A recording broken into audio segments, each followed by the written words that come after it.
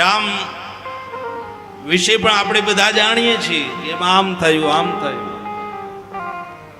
પણ એમાં જે વિશેષ જે હોય તત્વ એનું મહત્વ હોય, એ વિશેષ તત્વ જાણવું ખાસ જરૂરી છે. ઉપર ઉપરથી આપણને બધું ખબર હોય કે આમ હોય. હરિદ્વારમાં કોઈ એમ કે ભાઈ શું હોય હરિદ્વારમાં, એટલે આપણને ઉપર ઉપરથી ખબર હોય કે ત્યાં ગંગાજી હોય ને ત્યાં મંદિરો હોય ને આ બધું આપણને ઉપરથી ખબર છે, પણ અંદરના જે તત્વો છે એ આપણે જાણતા નથી. એમ ભગવાનના જે અવતાર વિશેના મૂળભૂત જે તત્વો છે એ તત્વોની જાણકારી મેળવવી. રામ એટલે આદર્શ જીવન. આદર્શ જીવન કેવું હોવું જોઈએ એ આપણને રામ દર્શનમાંથી જાણવા મળશે. માતા કેવા હોય, પિતા કેવા હોય, સેવક કેવા હોય, બંધુ કેવા હોય, સખા કેવા હોય, સાંસારિક લૌકિક અને અલૌકિક જીવન જીવવાની કળા એટલે માનસ. જે બંને પ્રકારની કલાઓને પ્રાપ્ત કરાવે છે. સહજતા અને સરળતા, આ જીવનમાં બે વસ્તુનું મહત્વ. એક સહજ બનવું અને જીવનને સરળ બનાવવું. જેટલું જીવન આપણું હાર્ડ બને છે, અઘરું બને છે, એટલું આપણા માટે ક્રિટિકલ થાય.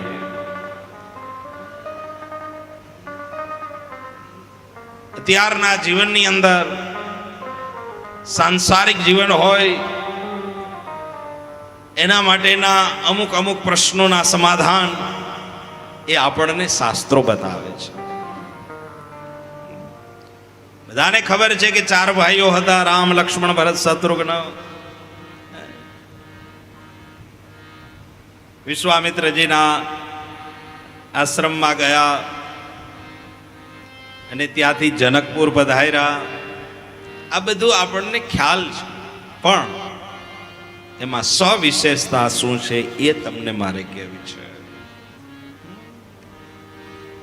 આધ્યાત્મિક દર્શનને થોડુંક ઉદ્ઘાટ્ય કરો.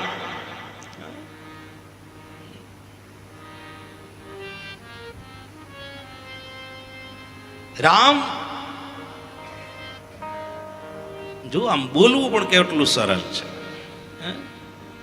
રામ બોલવું પણ સરળ, સરળતા બતાવે છે.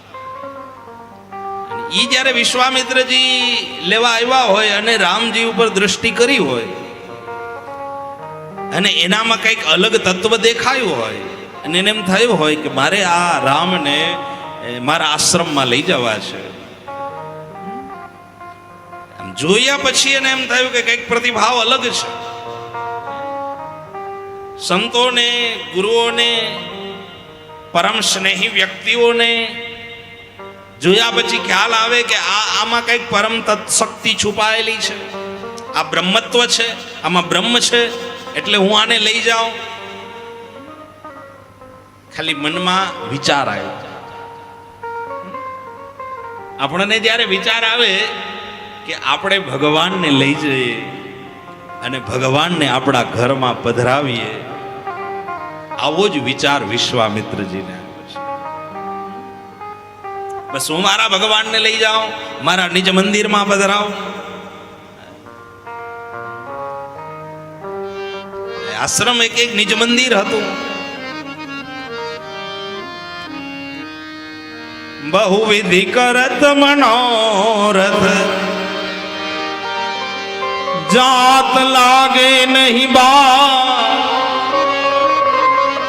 કર્મ જન સર્વજલ ગયે ભૂપ દરબાર, ગયે ભૂપ દરબાર. બહુવિધિ કરત મનોરથ જાત લાગે નહીં બા. વિશ્વામિત્રજી પાસે કોઈ રથ નથી. જુઓ, રથ લઈને નતા આવ્યા. કયો રથ? મનોરથ. આમ ભગવાન પાસે કદાચ આપણે કોઈ રથ લઈને ન ગયા હોય, કોઈ વય વ્યવસ્થા આપણી પાસે ન હોય, પણ શુભ સંકલ્પનો મનોરથ હોય ને તો ઈ ઠાકોરજી પૂરા કર્યા વગર રહેતો. આવા શુભ સંકલ્પોના મનોરથ, આ રથની જરૂર છે આપણે. કયા રથ? તો કે મનોરથ. એક મનના પ્રતિભાવો આપણા હૃદયમાં સ્થાપિત થાય, અને મનના પ્રતિભાવો હૃદયમાં સ્થાપિત થશે એટલે આજ નહીં તો કાલ ઈ ભગવાન એને પૂરા કર્યા વગર રહેતા.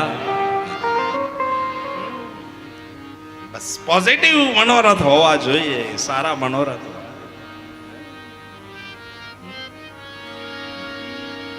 આ રથની જરૂર છે વ્યક્તિને, રથની આ જરૂર. એટલે વિચારો પવિત્ર, વિચારો શુદ્ધ, વિચારો પોઝિટિવ, આ બહુ મહત્વનું છે.